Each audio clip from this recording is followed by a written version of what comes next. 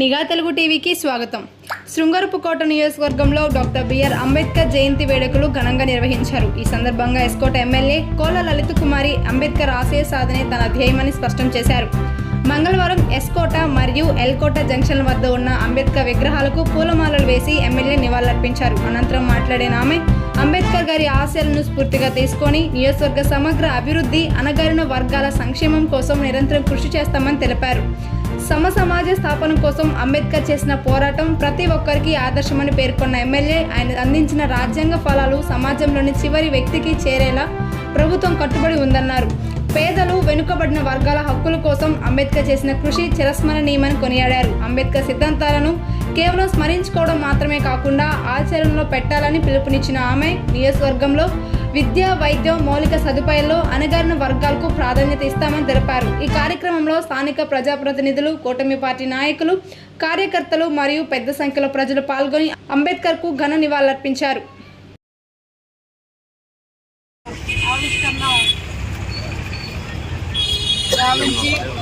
ఘనమైన నివాళులు అర్పించి వారి ఆశయ సాధనాలను మనమంతా సమాజంలో బడుగు బలహీన వర్గాల ఆశాజ్యోతి ఆ మహానుభావుడు స్వతంత్రం ఏర్పాటు అయినా మనం ఏ విధంగా నడుచుకోవాలో తెలియలేని సందర్భంలో రాజ్యాంగాన్ని రచించి ఆ రాజ్యాంగం ద్వారా సమాజంలో ప్రజలు ఎలా వెళ్ళాలి, లేకపోతే ప్రభుత్వాలు ఏ విధంగా ముందుకు నడవాలి, సంక్షేమ అభివృద్ధులు ఎలాగా ముందుకు కొనసాగించాలి, లేకపోతే మహిళలకి సముచితమైన గౌరవాలు ఆ రాజ్యాంగంలో పొందుపరిచి రిజర్వేషన్లు అనేవి ఆనాడు ఏర్పాటు చేయడం, విద్య, ఉద్యోగ, రాజకీయ రంగాల్లో ప్రతి ఒక్కరిని కూడా గౌరవించుకోవాలి అని ఒక విధి విధానాలతో ఆ మహనీయుడు రాజ్యాంగాన్ని రాయబట్టి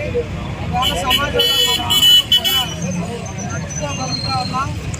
ఆనాటి నుండి ఈనాటి వరకు ప్రభుత్వాలు కూడా సంక్షేమ అభివృద్ధిని ప్రతినిధులు వేస్తూ ఈనాడు కూటమి ప్రభుత్వంలో కూడా అనేక సంక్షేమాలకు శ్రీకారం చుడుతూ ఏదైతే అంబేద్కర్ గారి విదేశీ విద్య చదువుకుంటున్న బడుగు బలహీన వర్గాల్లో ఉన్న యువతకి విద్యా అవకాశాలు కల్పించాలని వారి పేరు నామకరణం చేయడం, ఇంకా అనేక అభివృద్ధి కార్యక్రమాలకు వారి పేరున నామకరణంతో మరి ఈనాటి కూటమి ప్రభుత్వం ఎంతో ప్రతిష్టాత్మకంగా, బాధ్యతగా సంక్షేమాలకి పెద్ద ఎత్తున నిధులు కేటాయింపులు చేస్తూ మన అందరినీ కూడా ఇవాళ ముందుకు నడిపిస్తూ ఆ మహనీయుడి స్ఫూర్తిని మనం అందరం ఆదర్శంగా తీసుకొని సమాజ నిర్మాణానికి చేయి కలిపి ముందుకు నడవాలని ప్రతి ఒక్కరిని కూడా మనస్ఫూర్తిగా కోరుకుంటూ, అంబేద్కర్ గారు